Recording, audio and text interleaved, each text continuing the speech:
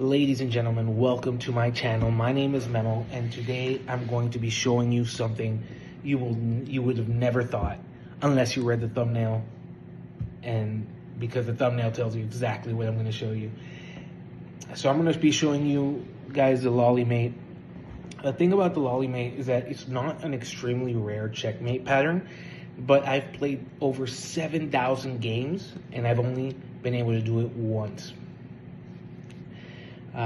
In this game, the computer rated me at 1400 level and my opponent at an 1100 level.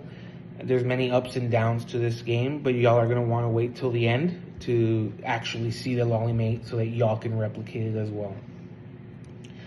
So here the game begins with e4, normal opening, c5. This is the Sicilian defense. He goes knight f3, I go knight c6. He attacks my pawn with d4. I then go b6, which is not the most accurate move. I don't recall why I chose to make that play. The computer calls it inaccuracy.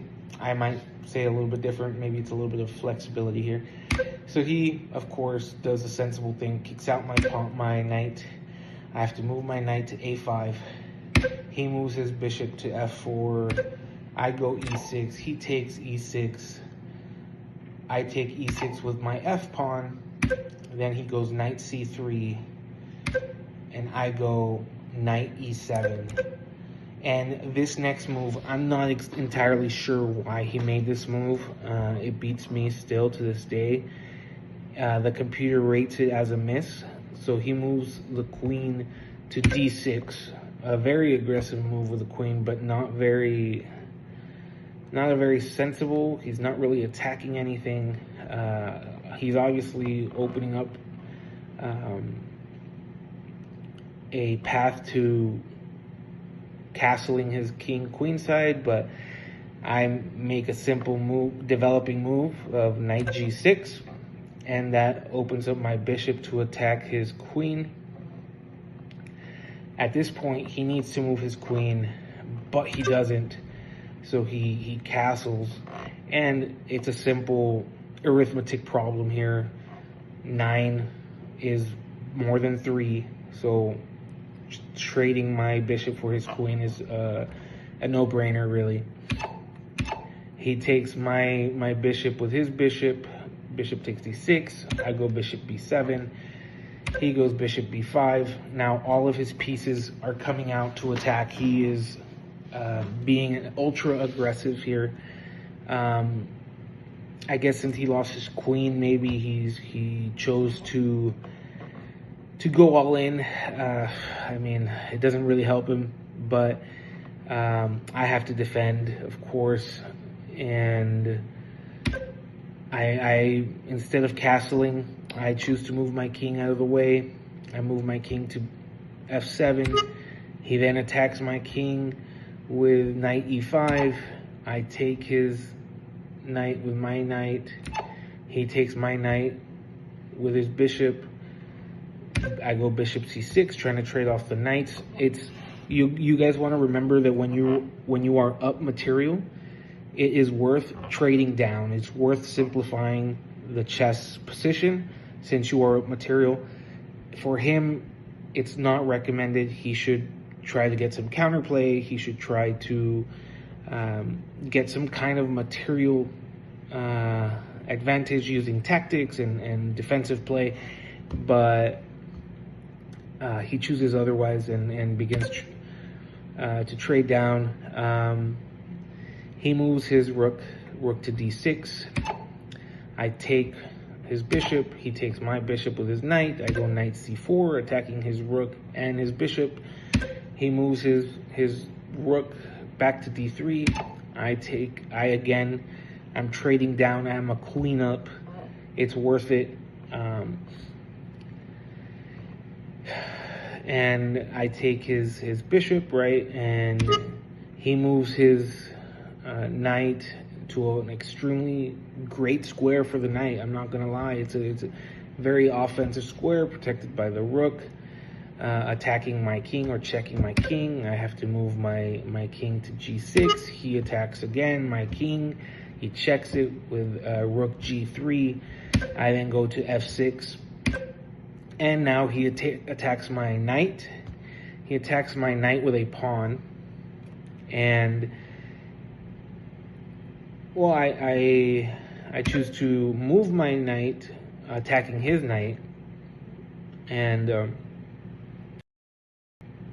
I move my knight to f7. He goes to e5 again, checking my king. He has my king running all over the place on this board. I move my king over to the center to e7. He takes my pawn on g7 with his rook.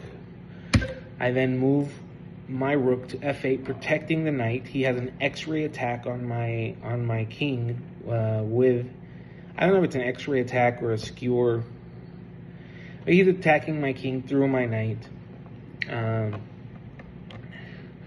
Again, he's had my king on the defense, on his toes, moving side to side, and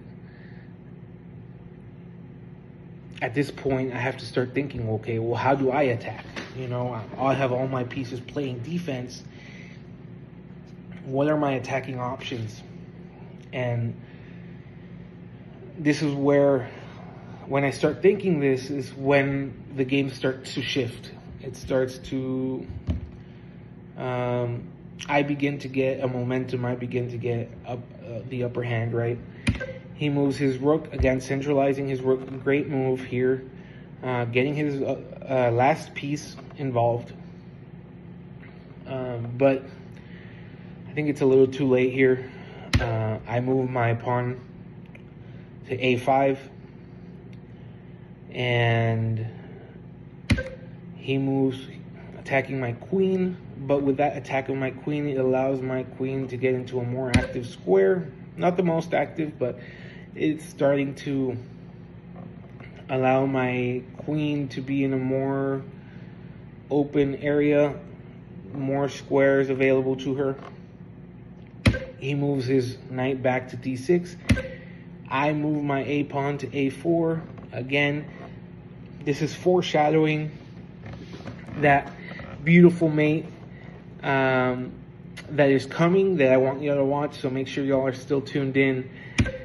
He moves his pawn to g4. Now I've moved my pawn as far as it's gonna go. This game is at a3. He moves his pawn to b3. Now I want to activate my queen. I move my queen one step up to c6.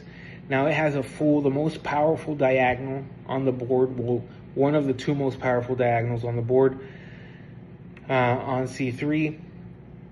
He moves his pawn again. He's still attacking. He is dead set on getting my king. I move another pawn to c4, trying to get counterplay. He moves his pawn so it doesn't get taken. Now I move my queen to one of the best squares, probably the best square, I think. Yeah, Stockfish says it's the #1 move. Knight, queen to f3. At this point, Stockfish says I'm at a 7.6 advantage here. And what does this do? It allows my queen to have access to many more pieces. I can attack first off, I have my eyes set on the rook. But more importantly, I have the potential of taking the pawn on f4 with a check, which is exactly what I do after he attacks my knight. So he attacks my knight with his pawn. And at this point, I'm probably going to have to sacrifice that knight. That's what I'm thinking. I'm going to sacrifice that knight. I'm just going to go all in on my attack here. I take that pawn with a check. He moves his king. Now I move my queen one more time, setting up the checkmate here on e5. I sacrifice my knight. He takes my knight. He takes 3 points with a 1-point piece. Massive. And but that knight, that pawn's not going to be able to move. It's not going to be able to move very much. It's not going to be able to move very much. Of course, if I didn't have this next move, the story might be different. But here on move 31, after him taking my pawn, my knight, excuse me, with his g-pawn, I have the wonderfully looking queen b2, Lolli mating him. And just like in the thumbnail, it's a checkmate. Thank you all for watching. Subscribe for more.